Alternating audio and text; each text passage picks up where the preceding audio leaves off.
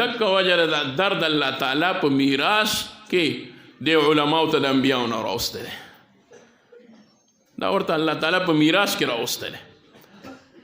او چې کوم عالم هغه ودردېږي وایي چې دا امت ولې داسې طرف ته دي نو دی دې په دې باندې خوشحاله شي چې الله تعالی ورته په صحیح معنو کې د انبیاو وراثت ورکړی د دواړو جهانو سردار محبوب رسول الله مبارک صلی الله علیه وسلم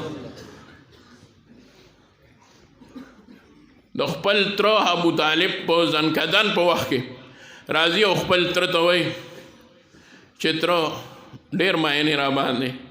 نو دا یو خبره را سره په آخر وخت کې وکړو سسې حالت دی داسې دی نو د غیرت خبره نه ده پکې بهر د چا سره د سترګو لګېدو خبره نه ده ګنې بس همدکه شان ووایه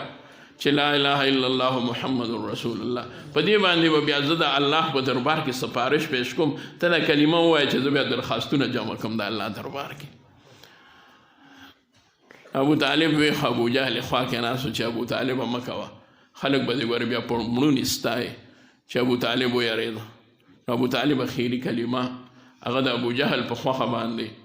هغه ووایي چې د هغې په وجه هغه په کفر مړ شو محبوب ورته جړل وی کاش تر که تا دا کلمه زما ویلې وې نو څومره به ښه وه چې جنت کې وې دا هغه تړپ دی د دواړو جهانو سردار محبوب رسول الله مبارک صلی الله علیه و آله وسلم فرمایي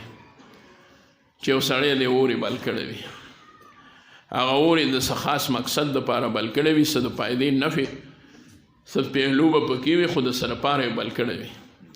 خو هغه کوشش دا کوي چې هغه شی ورته ونه غورځېږي چې کوم شی د دې اور دپاره نه دی نو دې کې دا پتنګان راشي محبوب فرمایي صلی الله علیه وسلم دا پتنګان راځي د رڼا نه ډېر زیات راځي نو دا پتنګان ولا راځي نو دا سړی لګیا شي او د هغه اور نه هغه پتنګان شړي پتنګان په دې نه پوهېږي چې زمونږ دې اور ته تللي او زمونږ سوځېدلي او دا سړی په دې پوهېږي چې دا اور ما دی له نه دی بل کړی سي نه چې دی ورته راشي او بر لمبه شي نو ټوله ورځ ترې نه او ټوله شپه ترې نه دی هغه بري او هغه پتنګان هغه ترې نه شړي چې رانه شي محبوب صلی الله علیه وسلم فرمایل دکه مثال هغه د دوزخ د اور دی دوزخ اور الله تعالی الله تیار کړی دی چې هغه څوک چې هغه یې بلکل د الله د ذات نه منکر شي نو هغه به دې ته کافر وي نو الله تعالی ورته زه ودرولی یم چې دې ته درنه مؤمن ورنه شي نو تاسو که څوک امت کې لګیا وي ګناه کوي نو زما مثال هم د هغه سړي دی چې پتنګان شړي